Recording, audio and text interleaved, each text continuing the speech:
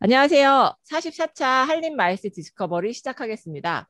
오늘은 어, 해외 전시 사업을 주로 하고 계시는 세 분을 모시고 글로벌 전시 산업의 전망과 과제라는 주제로 저희가 준비를 했습니다. 오늘 모신 세 분 먼저 소개를 드리면 제일 먼저는 독일과 관련된 전시 사업을 주로 하고 계시는 라인메세의 박정미 대표님 나오셨습니다. 네, 안녕하세요. 반갑습니다. 네, 감사합니다. 두 번째는 중동하고 중국하고 그런 쪽에서 활동을 많이 하고 계시는 또 유튜브 요새 활동을 많이 하고 계셔서 아마 팬들도 많지 않을까 싶은 생각을 하고 있습니다. 넥스나인의 김유림 대표님 나오셨습니다. 네, 반갑습니다. 네, 네, 감사합니다. 그리고 마지막으로 해외에서 한국관 운영을 가장 많이 하고 계시는 인터페어스의 한재필 대표님 나오셨습니다. 네, 안녕하세요. 다들 잘 지내시는지 모르겠습니다. 네, 감사합니다. 그, 참 코로나 때문에 어느 산업보다도 타격을 많이 받고 있는 산업이 전시 산업인 것 같고, 지금 해외에서도 전시회가 잘 개최되지 못하고 있는 실정이고, 또 백신을 맞는 나라들에서 영국이 이제 5월 17일부터 조금 푸는 것 같아요. 전체 행사를 좀 본격적으로 하는 형태로 풀린다라는 그런 뉴스들이 계속 나오고 있는 상황이고, 몇 개 나라 국가들이 지금 이제 그 백신을 다 맞으면서 마스크를 벗는 그런 나라들도 생기고는 있는데 그러면서도 또 뭐 변이 바이러스 이런 게 나오다 보니까 약간 전 시장이 좀 정상적으로 움직이려나 이렇게 기대를 하다가도 또 뭔가 좀 어긋나고 이런 게 현실인 것 같습니다. 그래서 저희 한국에서는 지금 전시회를 계속 하고는 있지만 이게 해외 바이어를 우리가 유치할 수도 없고 전시회의 성과라는 측면에 있어서 참가 업체들이 사실 뭐 해외 바이어도 없는데 이 전시회 나가면 뭐 의미가 있을까라고 생각하시는 분들도 많은 게 현실인 것 같아요. 이런 상황 속에 그러면 이제 해외 지금 동향을 가장 잘 많이 알고 계시는 세 분을 통해서 해외에서는 지금 전시 사업이 어떻게 진행되고 있는지 이야기를 들어보도록 하겠습니다. 제일 먼저 그 라인메스의 박정미 대표님께서 독일에서의 전시 산업 현황이 어떤지 이야기를 부탁을 드려보겠습니다. 네, 안녕하세요. 저는 독일 이제 쾰른하고 düsseldorf 전시회를 이제 맡고 있는데요.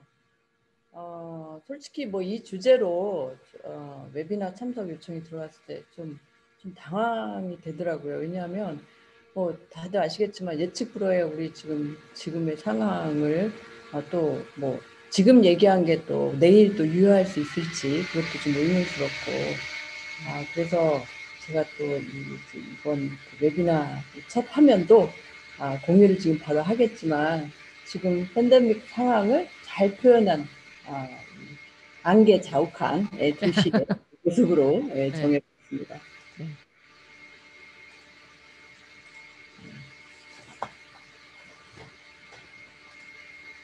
대표님이 공유해 주실 건가요? 네, 공유해 제가 주시죠. 할게요. 네네네.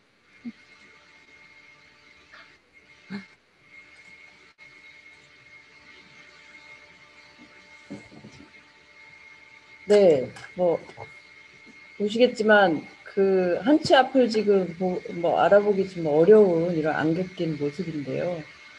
독일 전시회도 뭐 작년에 뭐 수도 없이 전시회를 연기했다가 취소했다가 뭐 다음번으로 또 옮겼다 온라인으로 한다고 했다가 뭐 그것도 또 여의치 않아 가지고 참가 업체 부족으로 취소가 되고 또 다양한 방식으로 많은 경험들을 하고 있는데요.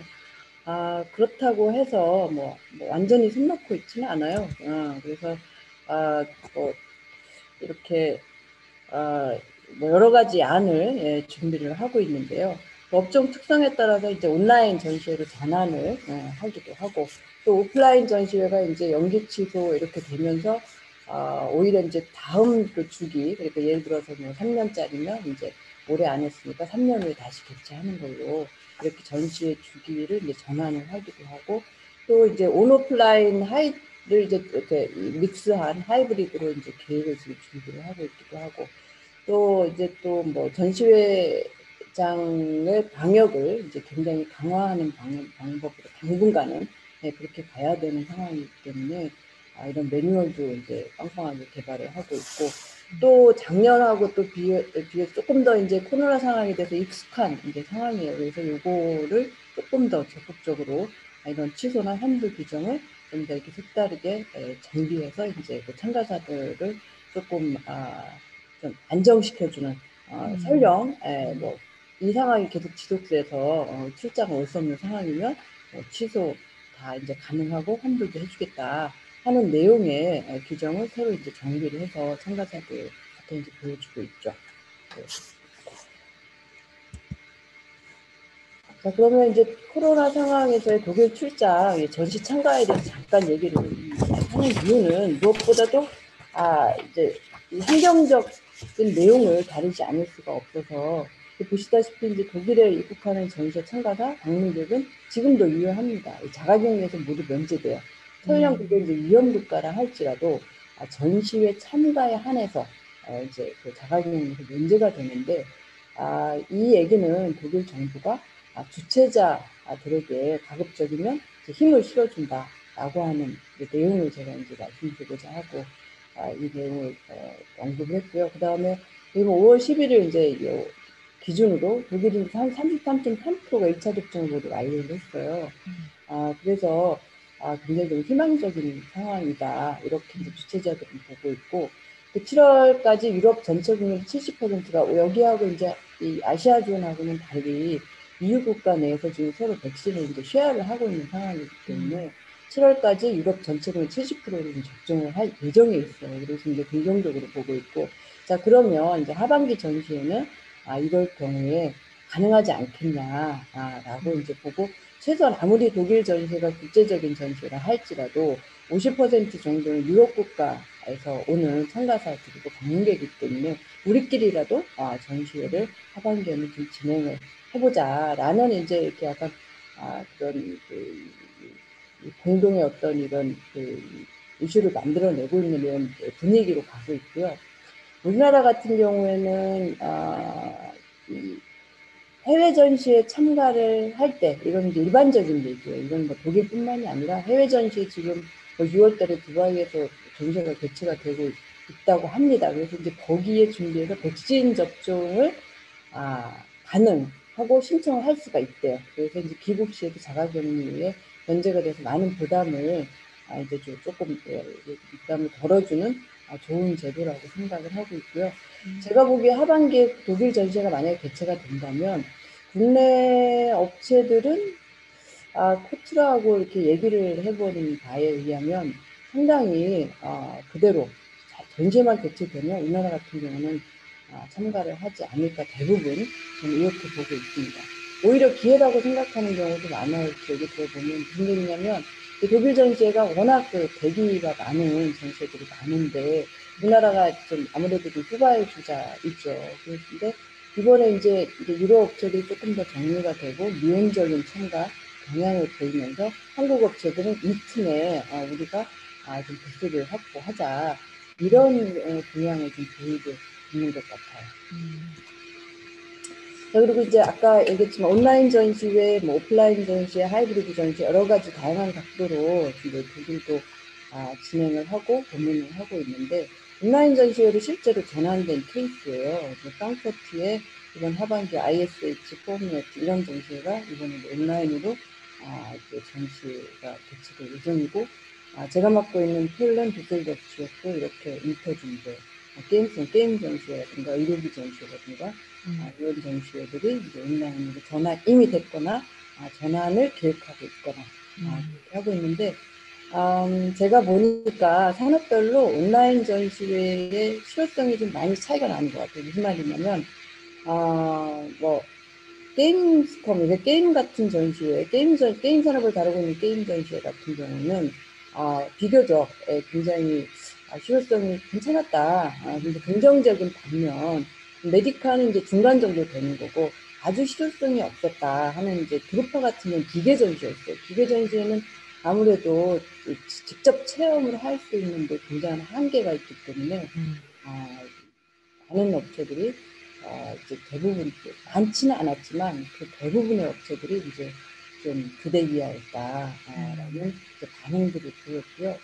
그래서 이런 온라인 전시회도 산업별로 이렇게 실효성의 차이가 나고 일반적으로는 또 한결같이 얘기하시는 게 시차나 바이어가 검증되지 않고 어떤 제품을 직접 체험할 수 있는, 뭔가 확인할 수 있는데 굉장한 한계가 있어서 또 이제 작년에 뭐 이런저런 뭐 주최자들이 온라인 전시회를 전환해서 많이 소개를 했잖아요. 네네. 거기에 참가했던 기업들이 이 피로감, 그러니까 이게 기대 이하 생각보다 너무나 저조한 성과로 이제 피로감이 계속 증폭되고 있는 거예요. 그래서 제가 보기에는 전시회 자체도 이게 좀 실효성의 한계도 있지만 이 전시회 자체, 그러니까 온라인 전시회에 대한 이런 그 불신과 피로감도 역시 굉장히 좀 크다. 저는 이제 그렇게 보고 있고요.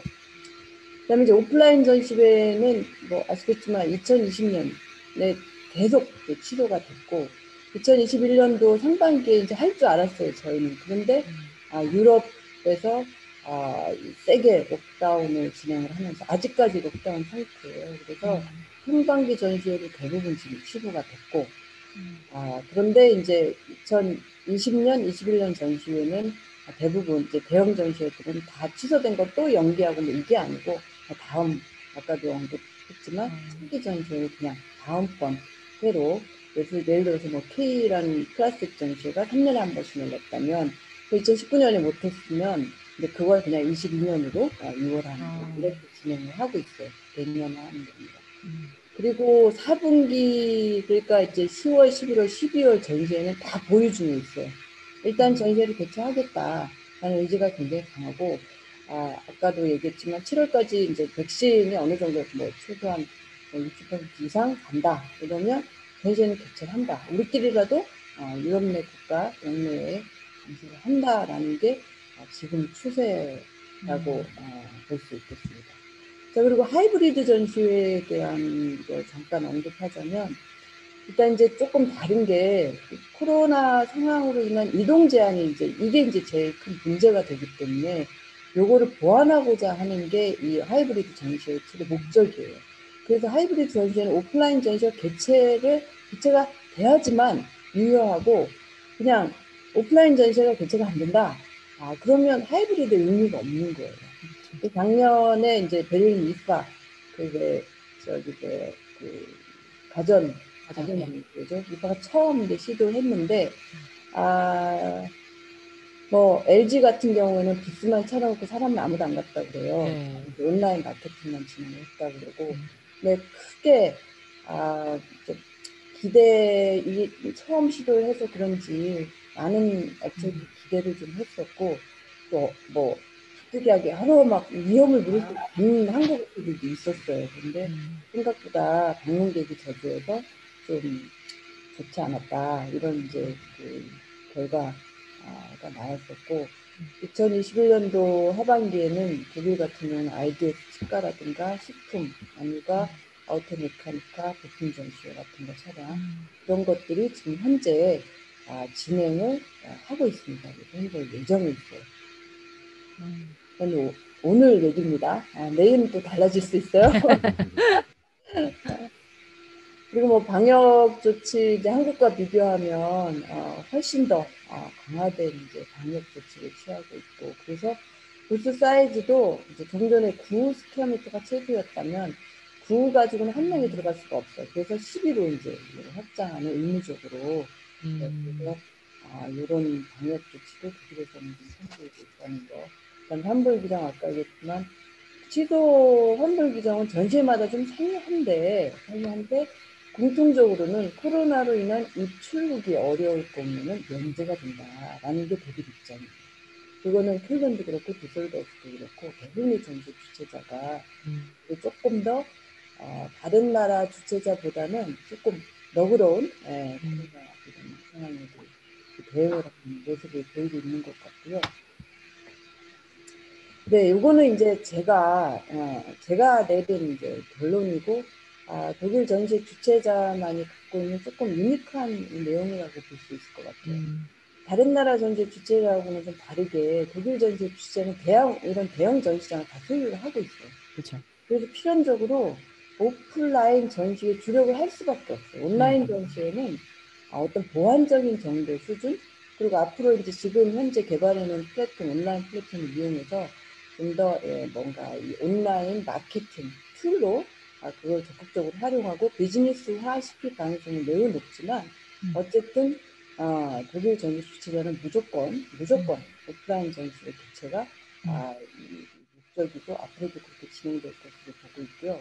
그 다음에 이제 이거는 이 독일 전시회가 이제 오프라인 전시를 주력하는 것도 있지만 또 하나는 유럽 기업들이 굉장히 온라인 전시에 미온적이에요. 그러니까 지난 11월에 우리 메디카 전시회가 있었을 때 이제 온라인으로 완전히 전환이 됐는데 원래 이제 온라인 그 메디카 전시회는 한 6,000개 업체가 참가를 하는데 그중에 한 1,700개 업체밖에 참여를 안 했어요. 근데 뭐가 문제였냐면 유럽 기업들은 다 빠지고 아시아, 한국, 중국, 그 다음에 대만 요 업체들만 가지고 1,000개가 넘었던 거예요. 이 업체들은 뭐 그중에 한 4분의 1 정도? 그래서 유럽에서는 제가 보기에는 온라인 전시회가 뭔가 점점 이렇게 확대돼서 자리 잡겠다. 이런 거는 있을 수 없는 제가 보기에는 그런 상황이 아닐까. 환경적 요인도 있고. 그 다음에 또 이제 뭐가 우려가 되는, 이제 독일 사람들이 조금 사람을 잘 안 믿어요. 안 믿는 경향이 있죠. 근데 이제 온라인 전시회 개최를 하면 이제 플랫폼 회사에 이제 DB가 상당 부분 노출이 되게 되는데 이것도 이제 싫은 거예요. 그래서 온라인 전시회 개최가 지속적으로 뭔가 계속 진행되고 더 이거에 이제 뭐 개발을 더 진행하고 이런 일은 제가 보기에는 없을 것이다라는 생각입니다. 제 개인적인 생각일 수도 있고 그 개인적인 생각을 조금 뒷받침해주는 내용을 이제 세계 이렇게 한번 다뤄봤고요. 네, 뭐 백신 접종이 7월까지 진행되면 하반기 전제는 이제 기대할 수 있다는 희망을 우리가 지금 다 갖고 있고 아직까지는 이제 예측 불허이지만 그렇지만 조만간 희망적인 상황으로 급발전, 아주 급진적으로 발전할 수도 있으니까 우리가 그런 기대를 하면서 제 내용도 마무리하겠습니다. 네, 감사합니다. 네, 감사합니다, 대표님. 저희 얘기 말씀 들으면서 그 독일이라는 시장은 확실히 조금 다른 점이 있는 것 같아요. 저희가 뭐 말씀 주신 것처럼 독일은 전시장 소유자가 전시회를 주최하고 있다 보니까 그런 점하고 그다음에 독일 전체가 전시장을 중심으로 산업에 대한 발전이라든지 도시에 대한 발전이 있다 보니까 오프라인 전시회를 온라인 전시회로도 오프라인 전시회를 대체할 수 있다라는 이야기가 독일에서는 절대 안 나온다라는 생각을 저도 하게 되더라고요. 그래서 계속 그 오프라인 전시회에 대한 장점을 강조하는 이야기들이 독일에서 많이 나오고 있는데 그러니까 그런 이유 아까 유럽 전시회들 같은 경우에는 온라인 전시 참가가 되게 미온적이다라고 마지막에 이제 물론 개인적인 의견이라고는 하셨지만 그런 그런 것들이 결국은 참가 업체 입장에서는 뭐 단순히 뭐 DB 뭐 이런 것뿐만 아니라 성과가 없을 거라고 생각해서 안 당하는 걸까요? 제가 보기에는 일단 관망. 관망. 네, 첫째는 이제 관망이고 그런 또 오랜 역사를 통해서 그냥 단순히 뭐 그렇게 따지면 인터넷도 발달이 돼 있는데 다 뭐 업체들이 뭐 인터넷을 공유하고 자료 공유하고 마케팅을 하지 굳이 그 비용 들여서 전시회가 그러니까 독일에서 발전을 할 수 있었던 그 배경도 그런 이유에서 있지 않을까. 그런 맥락에서 그런 유럽 참가자들은 굳이 이렇게 온라인으로 할 바에는 내가 그럼 개인 플레이를 하지 내가 굳이 온라인으로 전시회 또는 알지도 못하는 뭐 방문객들 들어와서 뭘 어떻게 하겠다는 건가 굉장히 회의적인 부분이 많은 것 같아요. 알겠습니다. 독일은 아무튼 유럽은 아까 말씀 주신 것처럼 7월 달 정도가 되면 다 70%가 백신을 맞는다고 하니까 하반기에는 아무튼 그러니까 자국이 아니라 대륙 내에서라도 전시회가 분명히 개최는 될 거라는 생각이 들기는 하네요. 부러운 면인 것 같기도 하고. 네. 그러면 두 번째는 우리 이제 중동하고 중국 쪽에서 사업을 많이 하고 계시는 넥스나인의 김유림 대표님께 한번 의견을 들어보도록 하겠습니다. 그래서 중동이나 뭐 중국이나 어떤 형태로 지금 전시회 동향이 어떤지 한번 의견 주시면 좋을 것 같습니다. 대표님 그 마이크가 꺼져 계세요. 네. 네. 우선 그 글로벌 전시, 그다음에 해외 전시라는 주제로 이렇게 그 마이스 디스커버리에서 다뤄주셔서 네, 감사하고요. 예.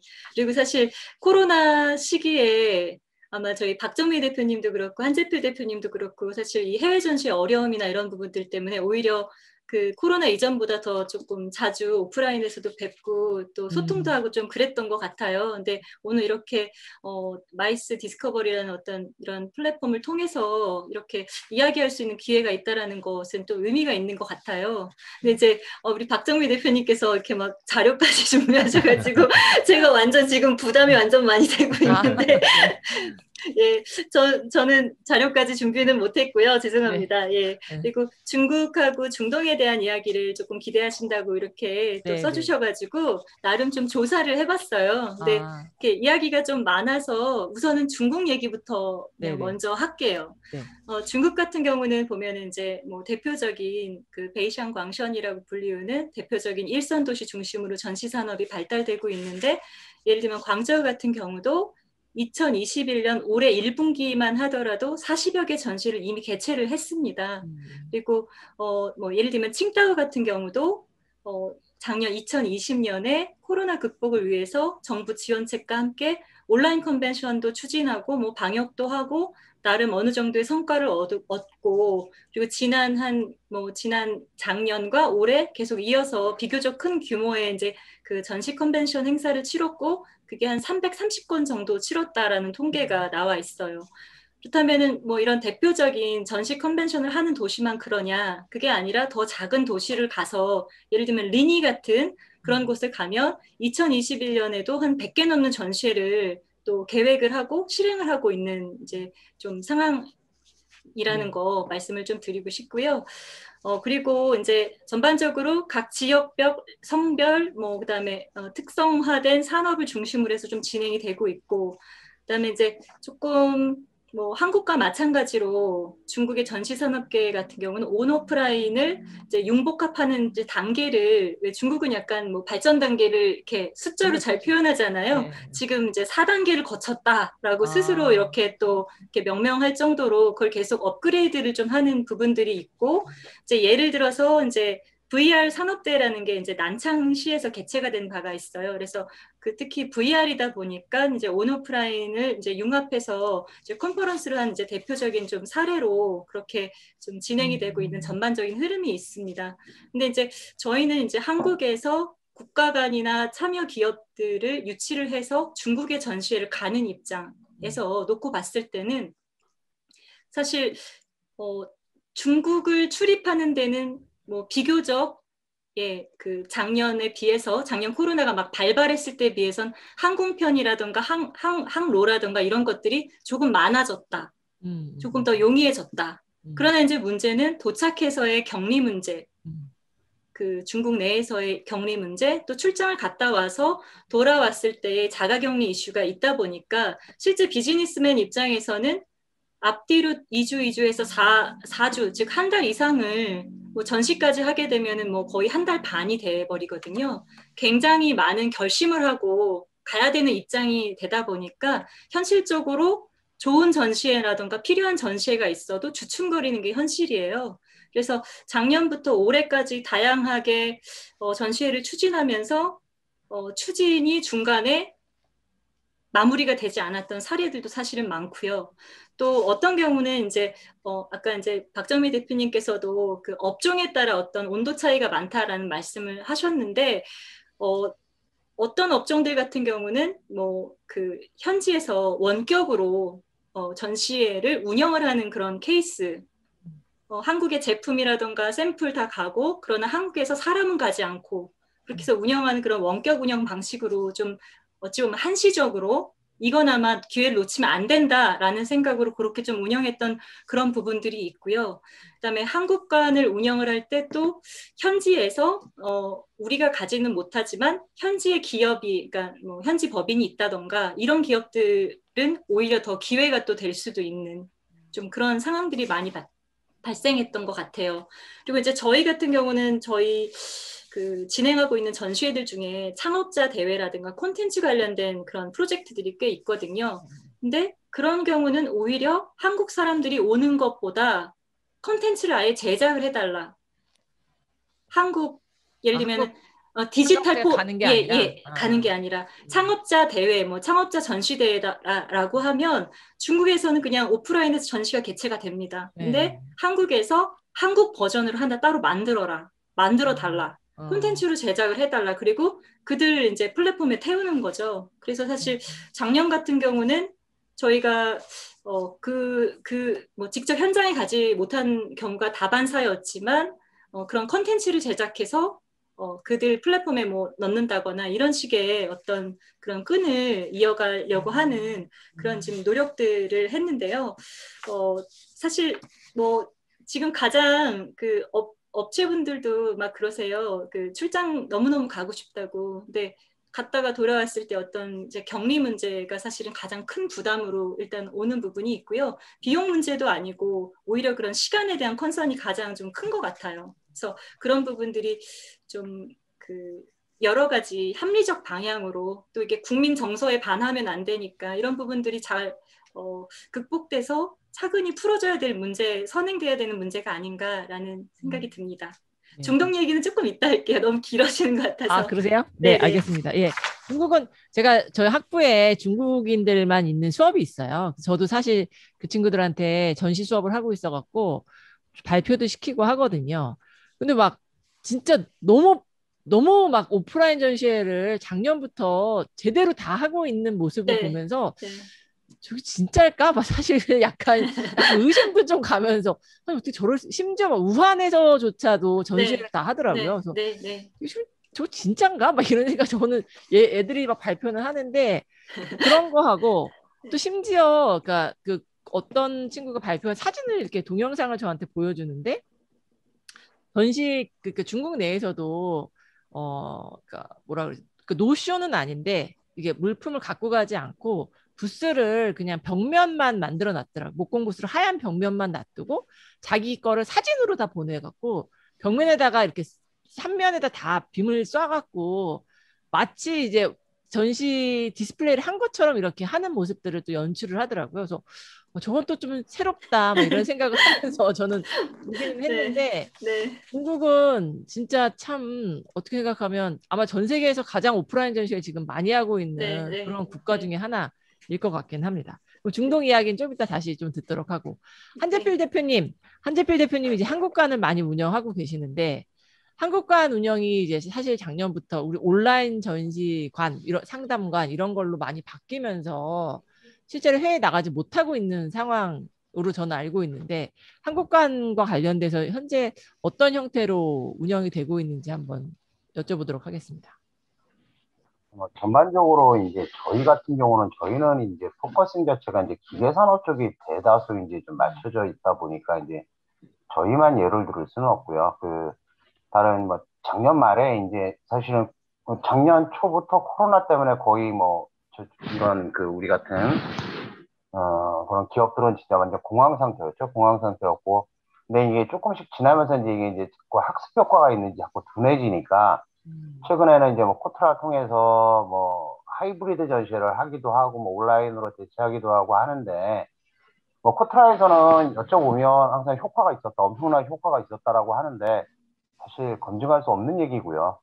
뭐 실질적으로 저희가 이제 모임에서 이제 뭐 기계 쪽을 다루시는 분, B2C를 다루시는 해외 전시회 분들 만나서 얘기를 해보면 그나마 조금 이제 최근 들어서 B2C 쪽은 조금 움직이시려고 하는 것 같고 B2B 쪽은 뭐 아예 그냥 생각도 안 하시는 게 사실은 대다수인 것 같아요. 그리고 세계적으로 보면 지금은 중국은 뭐 말씀하셨듯이 굉장히 활발하게 전시회가 놀라울 정도로 잘 진행이 되고 있고, 그 다음에 이제 뭐 아랍에미레이트 정도가 이제 김유린 대표님 말씀하시겠지만 아까 박정민 대표님 말씀하신 거 저도 깜짝 놀랐어요.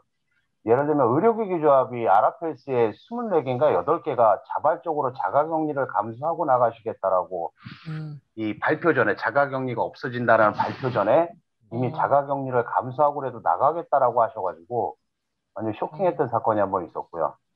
그러니까 이제 또 치과협회 또 두바이 전시를 또 그렇게 나가신다고 하고 이런 식으로 이제는 어떻게든 가시려고 하시는 의지들이 좀 보인다라는 네. 것도 좀 있고, 최근에 아이비타라는 화장품 쪽 관련된 협단체에서 러시아 전시회를 또 그렇게 직접 나가셨어요. 물론 한 부스수는 한 30개 뭐 이 정도 됐다고 얘기는 하는데, 실제로 나가신 업체는 그래도 한 10개 남짓은 직접 가셨다고 그러더라고요, 러시아를.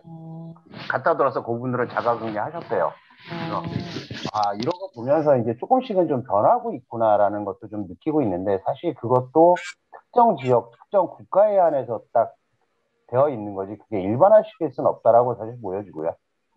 뭐 가장 최근에 베트남 많이들 관심이 있는 협단체들 많았는데, 결국은 지금 뭐 최근 들어서 베트남도 공황 상태고, 그러다 보니까 뭐 개최 뭐 불투명하고, 오늘도 컨퍼런스 콜을 계속 베트남이나 뭐 저쪽 두바이 애들하고도 하는데, 확실히 그들조차도 확신은 없는 상황에서 그냥 하고 있는 걸로 비춰지더라 라는 생각들도 조금 있습니다. 그래서 다시 이제 뭐 해외 한국 간 단체 간 뭐 민간 업체 입장에서는 사실 어떻게든 전시를 열고 해야 되겠지만, 저는 박정미 대표님 의견에 굉장히 동의하고 있습니다. 그래서 차라리 효과 없는 거면 안 하는 게 좋겠다, 저는 뭐 이런 개인적으로 이런 생각도 좀 들고요. 그래서 조금은 우리가 해외 전시의 방향을 지금 기회에 좀 정립을 좀 새로 해야 될 필요가 있지 않을까. 물론 나가는 것만이 능사가 아니라, 차라리 이런 때 우리가 과거에는 뭐 미친 듯이 나갔다라고 하면 조금 이제 내실을 기하고 우리 스스로 내부적으로 좀 경쟁력을 강화시키는 어떤 계기로 좀 삼아야 되지 않을까, 뭐 이런 생각도 조금 있습니다. 그래서 사실 지원하는 기관 입장에서는 뭐 지자체라든지 이런 데서 막 지원하고 있어요. 아직도 지금 네네네. 보면 엄청나게 지원해 준다고 하고 있는데, 과연 그 효과에 대해서 검증을 하고 지원을 하는 건지조차도 사실은 의심이 들고요. 참여하는 기업들도 마지못해서 참여하는 기업도 협단체가 강요해서 정말로 자발적으로 참여하는 기업이 과연 있을까? 이 부분도 사실은 우리가 좀 검증을 해볼 필요도 있고, 그다음에 저희 같은 이제 민간 주최자 입장에서도 과연 업체들을 설득해서 나가는 것만이 능사인지, 이것도 사실 좀 고민이 되는 부분은 있어요. 저희야 뭐 많이 나가면 좋긴 하지만, 민간 기업들이 지금 같은 시기에 사실은 또 기업들한테 잘못된 어떤 믿음을 주고 있지는 않는지, 뭐 이런 부분들도 사실 좀 저희가 고민을 해봐야 되지 않을까.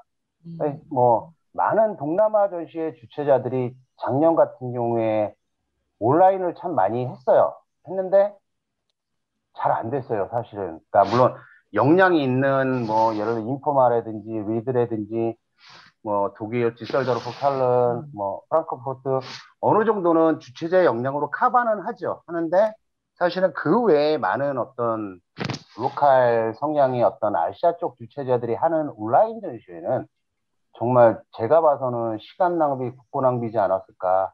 그러니까 이런 부분에 대해서 사실은 우리가 좀 검증을 하고, 이런 기회에 조금 더, 그러면 코로나 이후에는 어떻게 갈 것인가, 해외 전시회가 어떻게 우리가 준비를 해야 되는가에 사실은 올해 포커스를 좀 맞춰야 되는 게 더 맞지 않을까라는 생각을 좀 가지고 있습니다. 그래서 뭐 예를 들어 자가격리가 지금 5월 11일부터 이제 해외 전시를 나가면 없어졌다고 하는데, 그러면 진짜로 많이 나갈까?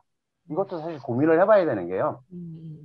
예를 들어 베트남이 풀려서 나갔어요. 근데 베트남 사람들이 전시장에 안 와요, 코로나 때문에. 사실 나가봐야 의미가 없는 네. 거죠. 그러니까 이러한 부분들도 사실 우리가 좀 선택적으로 고민을 해서, 굳이 그렇다라면 꼭 나가야 되느냐라는 부분을 사실 고민을 좀 해줘야 된다는 거죠. 마찬가지 독일 전시에 나갔는데 독일 사람들이 아무도 안 와요.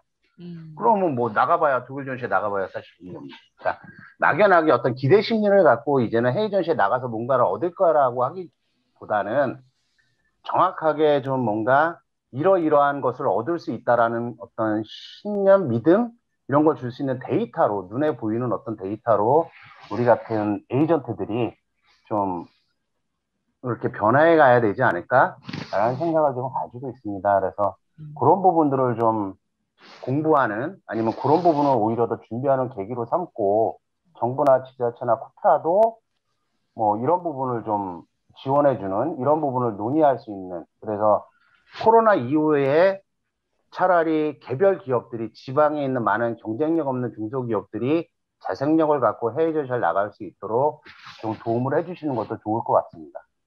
대표님 그 한국에 이렇게 그 한국관 운영해서 나가는 에이전트 이런 데들이 한 몇 곳이나 있을까요?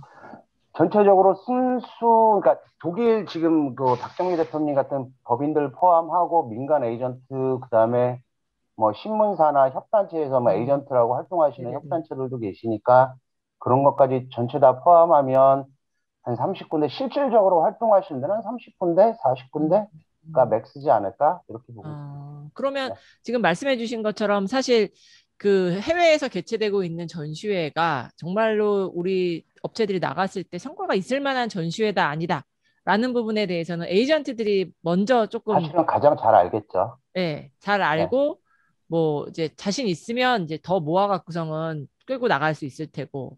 그렇죠. 이게 그랬을 만약에 때 이제 주최자를 대신하는 역할을 하고 있으니까 어떤 네. 확실한 데이터로 업체들을 설득할 수 있어야 된다. 그냥 막연하게 나가보시면 다를 네. 거예요라는 얘기는 이제 더 이상 의미는 없다라고 보여준다. 근데 그런 데이터를 에이전트들이 주최자가 제공을 통상 이제 해 주시죠. 받아서. 네. 근데 이제 그러니까 이제 향후에 코로나 이후에 또는 올 하반기도 마찬가지겠지만 조금 더 집중화될 것이다. 그러니까 메이저 전시회나 독일이나 이런 선택적으로 정말로 확실한 믿음을 갖고 있는 전시회 쪽으로 참가가 몰릴 것이고, 어중간한 전시회는 아예 죽을 것이다라는 생각은 가지고 있어요. 네. 네. 아니 뭐 한국 전시도 약간 그렇게 되지 않을까라는 생각을 저희들도 이야기하거든요. 이야기하면서 네. B2C가 지금 막 다 카피로 막 남발 같이 막 여기저기서 다 똑같은 걸 하고 있는데 결국은 이게 코로나가 끝나면서 정리되지 않을까라는 생각을 저희 세미나에서도 몇 번 했었고 그렇게 이야기들이 되고 있는데 해외도 약간 그런 조짐이 있을 수 있겠네요. 네, 뭐 마찬가지로. 비근하게 동남아 쪽에 많은 전시회 주최자들이 이제는 다 없어졌어요. 네. 아, 그러니까 경쟁력 없는 데들은 이제 자연스럽게 1년이라는 과정을 지나면서 도태되는 거죠. 벌써 없어졌나요? 네, 벌써 없어진 데들도 꽤 있습니다. 네. 그렇게 되고 있군요. 네. 그건 네. 알겠습니다. 그럼 네. 한재필 대표님이 듣고 싶은 이야기가 더 많긴 한데, 아까 이제 김예륜 대표님이 네. 중동 이야기 맞아 못하셔갖고, 중동 이야기 좀 먼저 맞아 듣도록 하겠습니다. 마이크가 꺼져 계세요, 김예륜 대표님. 아마 그 두바이 엑스포도 있고 해서, 거기서도 지금 전시를 하고 있는 걸로 아는데, 네, 우선 저는 이제 중동이라는 그 권역 자체가 워낙 넓어서 이제 국제적인 이슈가 있는 두바이 엑스포가 개최가 되는 네네네. 이제 UAE하고 이제 카타르 쪽을 좀 조사를 이제 네. 해봤어요. 근데 네네. 우선 이제 두바이 같은 경우는 지금 뭐 그 모든 나라 사람들, 그러니까 인도 입국자를 제외하고는 이것도 뭐 계속 가변적인 거라 이렇게 확정적으로 말씀드리기는 조심스럽지만 대부분의 이제 국가의 사람들이 입국을 했을 때 격리 없이 지금 진행 중에 있고, 그다음에 이제 그 UAE 같은 경우는 7개 에미레이트잖아요. 근데 네. 아부다비 같은 경우에도 한국인의 경우는 이제 그 10일 그러니까 10일 격리 면제국으로 지금 설정되어 있습니다. 그래서 입국 시에 그 PCR 테스트 음성 확인서만 가지고 가면 그런 것들을 면제받을 수 있는 그런 부분들이 있고요. 그리고 이제 아부다비 같은 경우는 이제 그 뭐 북페어 같은 경우라든가 이런 것들도 지금 뭐 개최 예정으로 또 되어 있고, 그다음에 이제 두바이 같은 경우는 그 여러 가지 전시회들이 뭐 아까 한재필 대표님도 말씀 주셨지만 그 개최가 되고 있습니다. 그리고 이제 카타르 같은 경우도 코로나 상황에도 불구하고 오프라인으로 대표 전시회만큼은 진행하고 있는 추세입니다. 그래서 뭐 크게 3가지 정도 말씀드리고 싶은데, 예를 들어 카타르 국제농업 환경 전시회 같은 경우도 지금 이제 그 코로나 확산 방지를 위해서 그러니까 방문객의 규모를 좀 2,000명 이내 규모를 줄여서 진행을 하고 통제를 하는 등 엄격한 이제 방역 수칙을 추진을 하면서 진행을 하고요. 사실 카타르 정부가 이게 사실 그 식량 안보, 식량에 대한 어떤 확보 문제 때문에 이런 부분을 이제 굉장히 국가 산업으로 중요하게 여기기 때문에 사실 전시 산업을 놓을 수가 없는 그런 배경들이 있고요.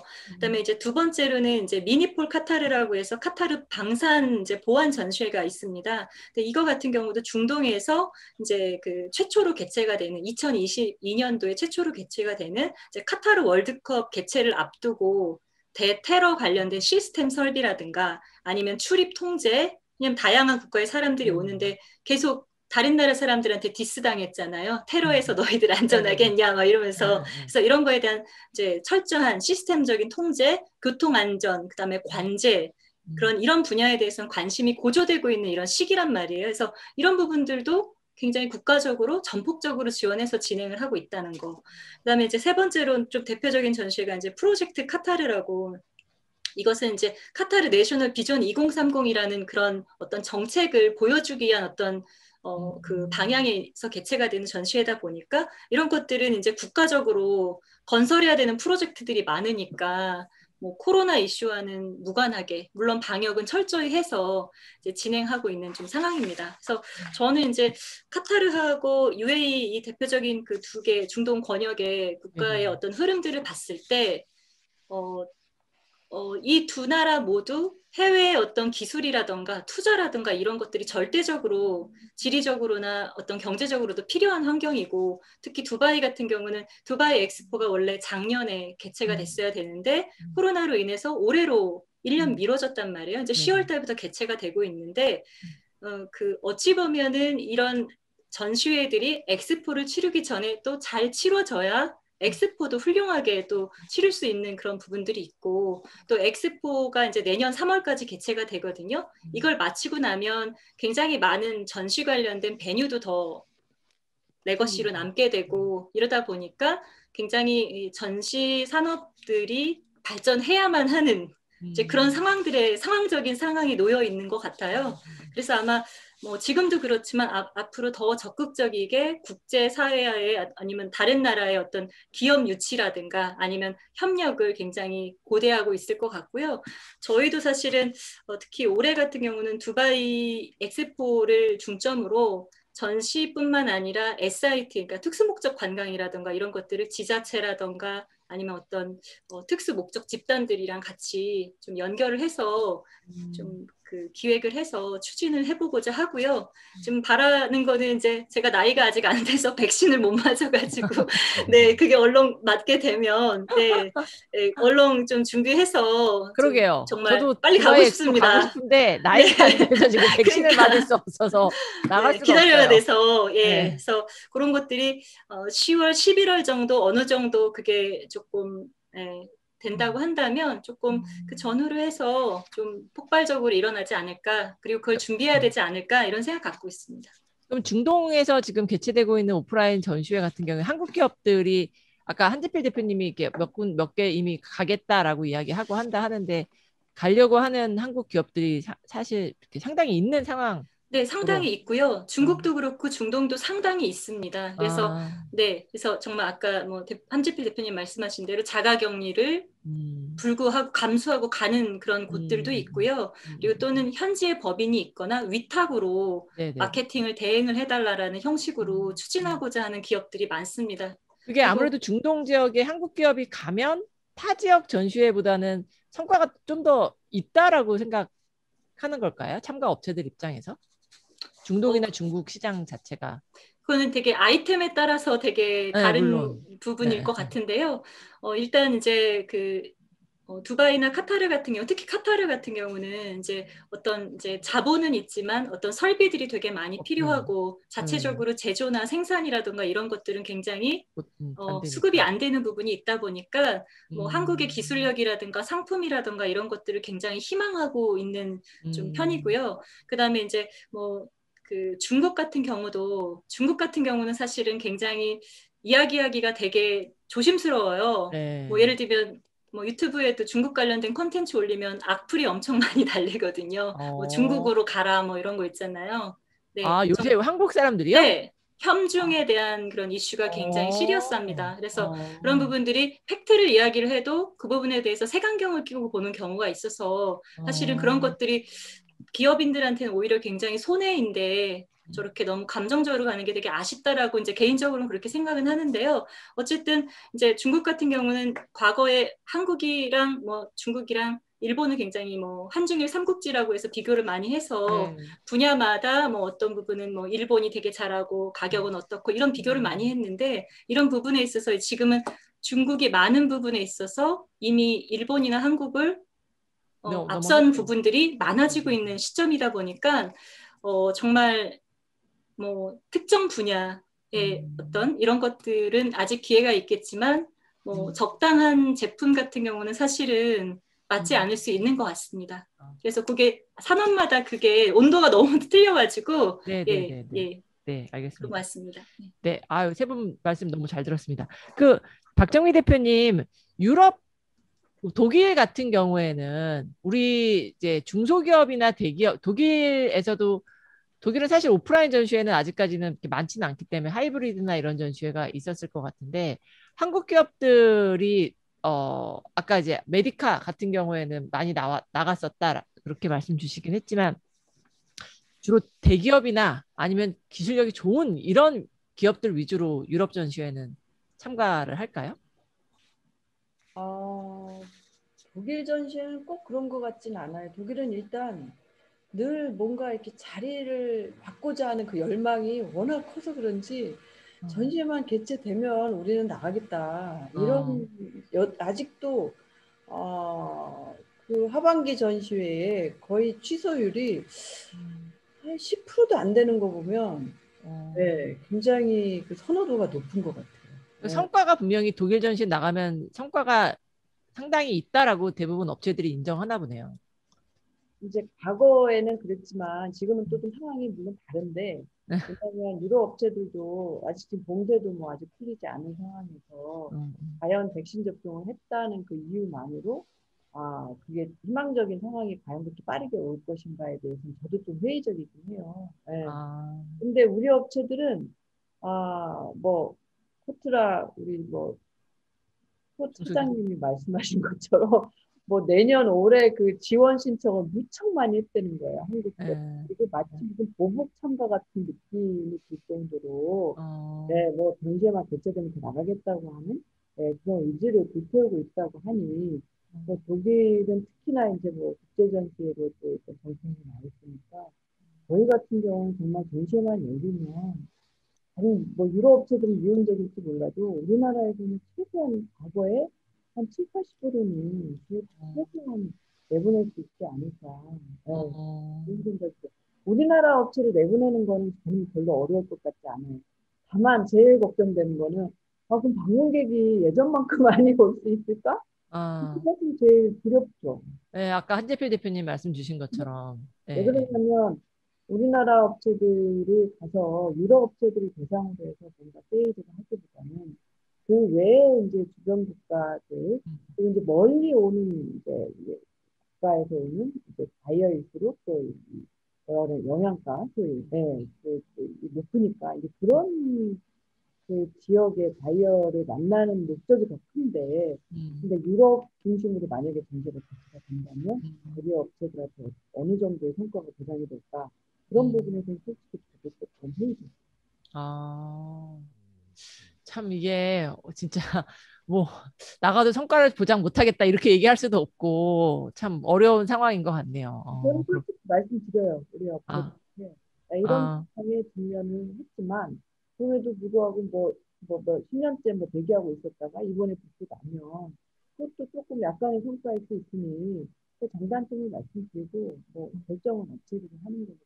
그래도 그렇게 말씀하셔도 여전히 참가업체들 그래도 아무튼 우선 나가보겠다 이렇게 하시는 거군요. 그러니까 아까 하이브리드 전시회에 뭐 원래 6천 개 왔는데 뭐 아시아 국가들 위주로만 1,000몇 개가 왔다라고 말씀 주셨는데 그러니까 그런 것들도 사실 어떻게 될지 모르지만 아시아 국가들에서는 독일이고 뭐 이렇게 되다 보니까 우선 하이브리드라도 우린 나가서 상황을 한번 보겠다 그런 각오라고 해야 되나 그런 게 많은가 보네요. 제 예측은 만약에 내년 올해 하반기에 전시가 정상적으로 하이브리드든 뭐 오프라인 전시가 된다면 그 미온적인 유럽 업체들이 빠진 그 공간을 아마 아시아 업체들이 다 메꾸지 않을까라는 생각이 근데 아무튼 바이어가 와야 될 테니까 그게 진짜 제일 관건이네요. 그거 뭐 저희가 진짜 확실하게 뭐 장담할 수도 없는 부분이고 그렇게 되다 보니까 네, 그렇군요. 알겠습니다. 한재필 대표님 그 한국관 관련해서 이제 아까 여러 가지 좋은 말씀 많이 해주셨는데 그러면 이제 아까 말씀 들어보면 우리가 조금 전략적으로 전시회를 선택해서 또 나가는 기업들도 좀 이게 그러니까 나가야 될 기업, 안 나가야 될 기업이 분명히 나뉘어질 수 있을 것 같은데 그런 부분들을 지원 사업에서도 조금 좀 고려해서 지원을 하고 그래야 되겠다라고 말씀 주셨잖아요. 네. 그러니까 그런 부분에서 그러면 근데 지금 어떻게 생각하면 뭐 코트라 중소기업 중앙에 뭐 기타 뭐 농수산물 유통공사도 하고 각 지자체가 다 해외 전시사업 지원 사업을 하고 있다 보니까 저희가 그런 이야기를 하잖아요. 중복돼서 나오는 한 전시회에 코트라 한국관도 나오고 무슨 어디 한국 무슨 경상북도 무슨 한국관도 나오고 뭐 이렇게 되다 보니까 그런 부분에서는 그러면 이제 실제로 운영하시면서 이런 운영에 대해서는 어떻게 생각하시는지 뭐 제가 해결책 있을까요? 글쎄요, 이게 그냥 어떤 게 물리적인 결합이 과연 그럼 옳은 것이냐. 코트라 입장에서 보면 10부스, 10부스를 모아서 100부스를 나가면 효과가 있지 않겠냐. 어떤 통합된 한국관의 이미지로. 그래서 이제 그거를 가장 많이 활용을 했던 게 아마 한화보메스인 것 같아요.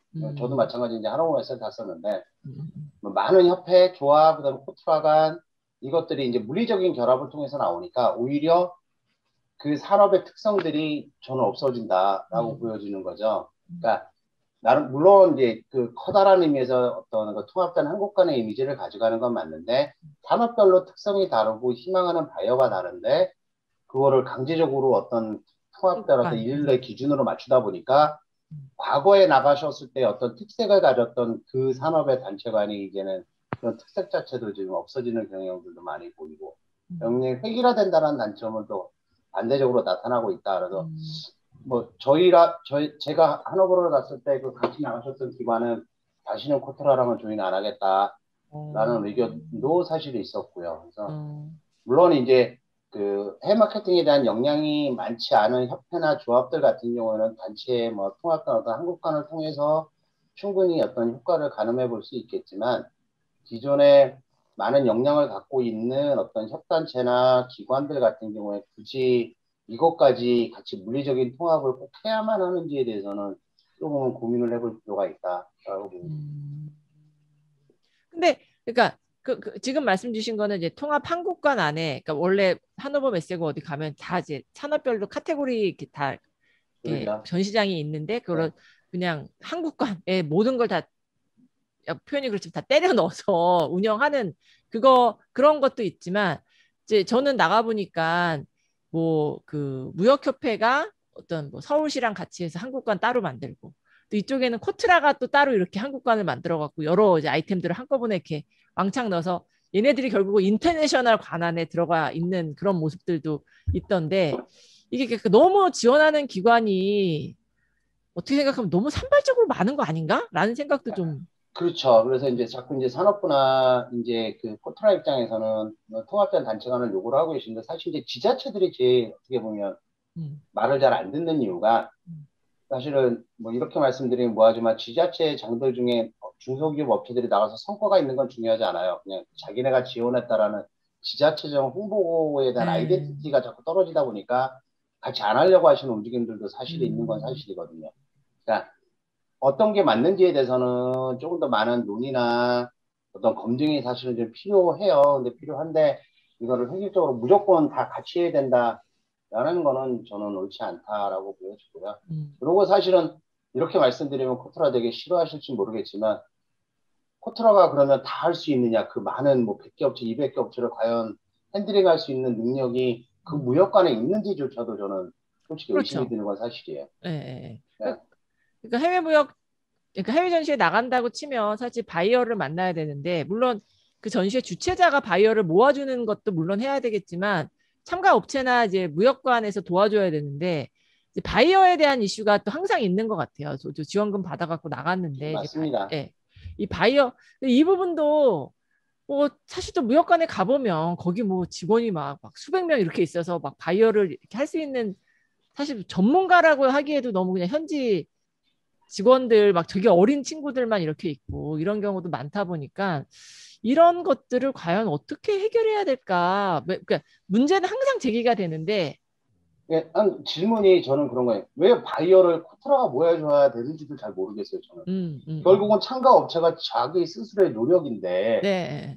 자기는 아무 노력도 하지 않고 업체들이 그냥 나가서 코트라가 바이어 갖다 주면 효과가 있니 없니 따지는 것도 사실은 되게 우스운 거거든요. 그러니까 결국은 본질은 참여 업체가 그만큼 경쟁력이 없다라는 맞아요, 얘기거든요. 맞아요. 해외 시장에서. 네. 그걸 언제까지 그럼 코트라에 기대고 언제까지 그럼 누가 떠먹여 주기를 바라는 건지 잘 모르겠어요. 그렇죠. 그 그러니까 역량이 있는 게 그 정도 역량이 없으면 해외 음. 전시에 나오지 않았으면 좋겠다라는 거죠. 사실. 네. 네. 오히려 더 마이너스라는 거죠. 그렇죠. 근데 사실 대기업들 역량을 갖고 있는 대기업, 뭐 중견기업 이상은 자기네가 그렇게 뭐 코트라 도움 받을 수 있는 그 기준에도 안 되기도 넘어가기도 하지만 그렇게 나가지 않아도 자기네가 알아서 이제 나가는 거고. 그러니까 이제 도움이 필요한 중소기업들은 너무 또 역량이 안 되다 보니까 그러니까 그런 도움을 필요로 하는 기업들한테 자꾸 자금을 지원해서 해외 전시회를 능력도 없는 업체들을 자꾸 국고를 해외 전시회 참가비에만 집중을 해서 나가게 하니까 나가서 효과가 없고 효과가 없으니까 들어와서 전시하는 효과가 없다고 하시는 거고요.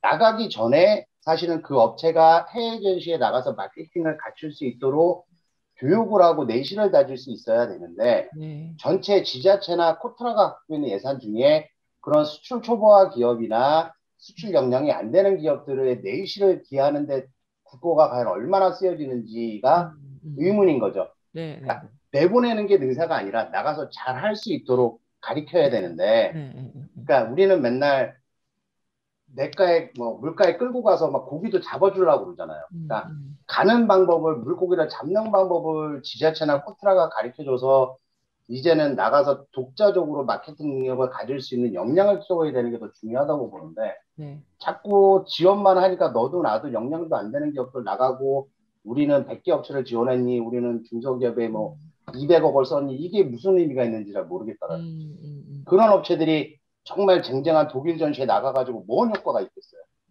그죠? 아무 의미 없는 거거든요, 사실은. 네. 맞습니다. 그러니까 이렇게 전시회가 지원이 되면 안 된다. 참 어려운 것 같아요. 이게 진짜 저희도 교육이 제일 필요하다. 참가 업체에 대해서 그들이 좀 전시회를 활용할 수 있게끔 그런 교육이 필요하다 하는데 그게 이제 단숨에 딱 되는 게 아니다 보니까 우리는 그러니까 성과를 당장 지속적으로 가야 되는데 지자체들도 보면 예산을 보면 제가 올해도 지자체 돌아다니면서 무슨 얘기를 했냐면 해외 전시 안 되는데 자꾸 온라인 지원해 주지 말고 그거 모아서 가르쳐라 지금 업체들을 이 시기에 라고 얘기를 하는데 일단은 숫자가 중요하니까 온라인으로 해도 우리는 지원했다 이렇게만 자꾸 가시는 거예요 지자체들이. 참 그런 거 보면서 저는 굉장히 안타깝다. 아까 그 엑스맨 30분이 모이셔서 캠페인을 하셔야 될 것 같아요. 캠페인을 하나 만드셔갖고 해외 전시의 활용과 관련된 단순히 나가는 것만 능사가 아니라 진짜 교육이 필요하다. 아마 우리 박정미 대표님이나 김유림 대표님도 그 동의하시는 부분이신 거죠. 지금 한재필 대표님 말씀에.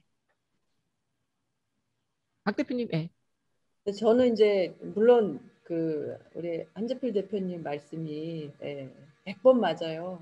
100번 맞는데 저는 이제 이런 경험을 근데 많이 해요. 이제 여기서 한국에서 이제 국내에서만 이렇게 영업을 하다가 조금 영업을 하다가 이 독일 전시회 큰 시장에 가가지고 이제 완전 눈이 이제 완전 이렇게 떠져갖고 한번 이렇게 헷가다 충격 완전 먹고 그래서 이제 이렇게 해가지고는 안 되겠다 내가 이제 한번 엄청 좌절당하고 뒤통수 한 대 맞고 그러고 뭔가 깨어가지고 다시 한번 도전하는 그런 기업들을 또 심심치 않게 봐요. 그런 기업들 때문에 다음번에 이제 그 뭔가 이 오뚜기처럼 이렇게 다시 또 일어나서 거기서 또 다음번 조금 이제 그거에 대해 대응을 해갖고 조금 더 이제 수주를 해갖고 이제 오늘날 10년, 20년 후에 좀 더 큰 회사로 발전한 케이스를 제가 여기 30몇 년 했잖아요. 그러니까 그런 기업들을 종종 만나요. 그러니까 지금 한재필 대표님 말씀도 받고 제가 그냥 가가지고 충격요법을 차라리 써야 돼. 이것도 한번 이렇게 쳐 넣어야지 강가에 집어 넣어야지 본인이 뽀글뽀글 들어가가지고 나 살아야 되겠어. 이런 것도 저는 그렇게 물론 이제 다행히 이런 기업들이 지원을 살짝 받아갖고 나가면 약간 리스크 해치도 되고 그게 그렇게 나쁘지 않다고 생각을 해요. 그러나 한재필 대표님 말씀 맞아요. 굉장히 준비를 철저히 해도 가서 될까 말까 한 상황에서 그렇게 뭐 지원 받아갖고 본인 스스로 뭔가 바이어 개척도 하나도 못하고 마케팅 노출할 줄도 모르고 그냥 한글로 써갖고 브로셔 들고 가는 예, 이거 정말 지양해야 되는 예, 정말 좀 창피스럽죠. 네, 이렇게 국가가 지원해서 전시 참가 업체를 막 지원해서 오는 그런 국가가 저희 말고 한국 말고 다른 데도 있나요? 독일 같은 경우에는 독일은 이제 지원을 해줘요. 참가비와 임대비와 이제 그 장치비 50% 이렇게 줘요. 그런데 뭐 바이어를 찾는 거 그건 직접 해야지만 되는 거예요. 기업들이 스스로 마케팅을 해야 되는 거예요. 그리고 만약에 내가 그거 할 줄을 몰라. 그런 방법을 가르쳐줘요. 그러면 현지의 코트라나 현지의 성공회의도 현지의 에이전트를 동원해서 그 비용은 얼마가 들어. 옵션. 니네가 돈 내고 써라. 그거를 그렇게 많이 하죠. 제가 성공회의소 있을 때 그런 의뢰가 굉장히 많이 들어왔었어요. 한국의 모전시에 참가하는 기업이 우리 바이어 한국 내에 우리 제품에 관심 있는 업체들 매칭을 좀 해다오. 그럼 이제 우리가 그래 그러면 이거 뭐 바이어 뭐 한 10개 해주는데 뭐 얼마 이런 식으로 해서 참가하는 중소기업들이 직접 이제 자기 돈 내고 투자를 해서 바이어 매치를 하죠. 근데 우리나라는 그 코트라가 이제 그 뭐 10개면 10개, 20개 끌고 가면 20개. 그들 업체들은 아이템도 똑같은데 그 바이어를 어떻게 매칭을 하겠냐고. 그것도 굉장히 좀 모순적인 얘기죠. 코트라도 조금 교육을 더 받아야 되겠네요. 전시회를 활용하는 부분에 있어서 코트라에 대한 교육도 필요하지 않나 싶은 생각이 드는데. 자, 저희가 약속한 시간이 다 돼서 혹시 황 교수님 뭐 궁금하신 거 있으세요? 아니요. 오늘은 특별히 없습니다. 예. 특별히 없으세요? 김유림 대표님 마지막으로 한번 들어보시죠. 네. 김유림 대표님 뭐 다 한 분씩 마지막 멘트 하실 시간을 드리도록 하겠습니다. 김유림 대표님부터. 네네. 지금 말씀 맥락으로 같이 조금 더 이야기하고 싶은 부분이 있는데, 아까 한국 간의 어떤 통일성과 또 각자의 어떤 산업의 전문성을 살려서 하는 그런 부분이 저는 약간 이제 경우에 따라 조금씩 다르지 않나라는 생각이 들어요. 그래서 일단 뭐 전문 산업 분야 같은 경우 사실 그 전문성을 당연히 부각해서 해야 되는 게 정말 맞는 것 같고, 그런데 정말 대동소이한데 어찌 보면 어떤 홍보나 이런 목적성을 가지고 따로 한다라는 것은 사실은 되게 국가 브랜드에 대한 재고에 있어서 되게 오히려 손실이 되는 부분인 것 같아서 그것은 업종이나 어떤 그런 산업의 어떤 상황에 따라 다르게 설계가 돼야 될 것 같다라는 생각이 좀 들고요. 그리고 저는 좀 엉뚱한 얘기를 좀 하고 싶은데 오늘 말씀 쭉 들으면서 아까 물에 뽀글뽀글 빠진 얘기부터 그렇고 계속 상념에 좀 잠겼는데 해외 전시회도 김유림 대표님 안 들려. 갑자기 끊겼네요. 김유림 대표님 갑자기 끊기셨어요. 한재필 대표님 다시 들어오시지 않을까 싶은데. 네. 저요? 한재필 대표님. 네. 저는 끝으로 말씀드리고 싶은 거는 이제 학교에서도 직능 교육, 회사원들 대상으로 전시 담당자들 대상으로 이런 교육들도 좀 많이 좀 활성화시키면 어떨까라는 생각은 마지막으로 드리고 싶습니다. 네. 학교에 저희 이제 곧 신입생 모집합니다. 참가 업체들 중심으로 저희가 좀 받아볼 수 있도록 노력을 해보겠습니다. 박정미 대표님도 혹시 마지막 멘트 더 있으실까요? 네, 뭐 코로나가 우리 전시산업에 우리 전시산업 종사자 모두에게 굉장히 치명적인 거는 사실이었지만, 그러나 이제 우리가 1년 반을 거치면서 역시 이 오프라인 전시회가 그 어떤 종류의 온라인이든 하이브리드든 뭐 다른 형태의 전시에 대체할 수 없다라는 거를 거기에 우리가 이제 전시 주최자만 있는 게 아니잖아요. 참가자도 있고 방문객도 있고. 그럼 모두가 인식할 수 있는 참 좋은 기회였다는 거.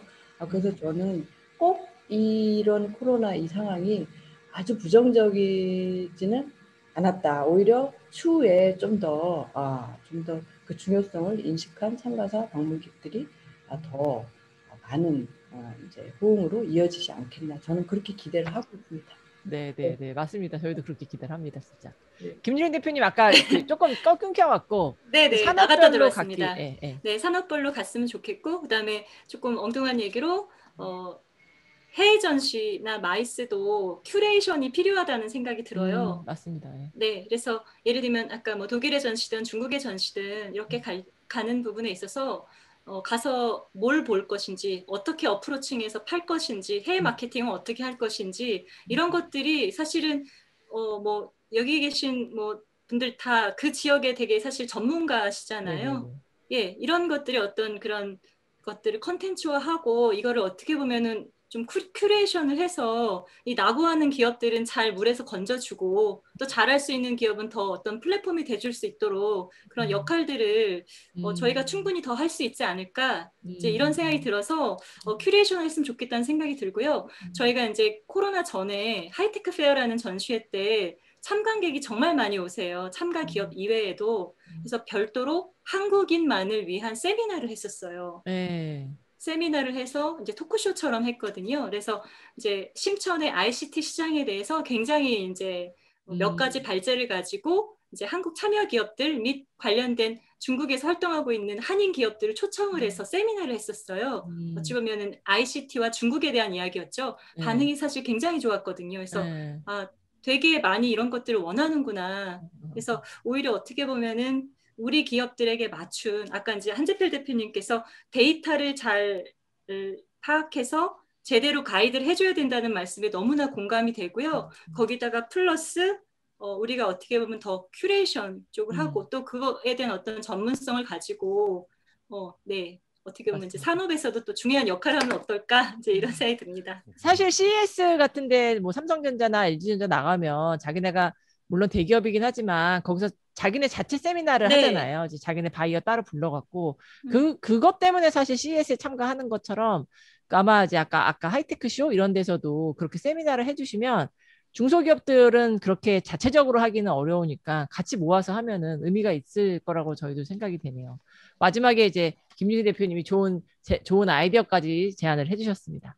자, 그러면 오늘 여기 이렇게 해서 세 분 통해 갖고 저희가 독일, 유럽이라든지 중동, 뭐 중국 시장에서 근로 전시 산업이 현재 어떻게 되어가고 있는지 이야기를 잘 들었습니다. 아까 박정민 대표님이 마지막 발언해 주신 것처럼 코로나가 어떻게 보면 되게 뭐 지금 어려운 시기를 만들기도 했지만 뭔가 다시 조금 우리가 정비를 해서 새롭게 전시 산업을 활용하는 형태의 기회가 되는 그런 순간이라고도 볼 수 있을 것 같습니다. 한재필 대표님 또 얘기해 주신 것처럼 한국관 운영에 대해서 저희가 다시 한번 좀 더 효과를 낼 수 있는 방식을 찾아봐야 되는 그런 시간이 아닌가 싶은 생각이 듭니다. 네, 오늘 그러면 세미나는 여기서 마치고 참석해 주셔서 너무 감사드립니다. 네, 좋은 밤 되시기 바라겠습니다. 감사합니다. 예, 수고하셨습니다. 네. 예, 예.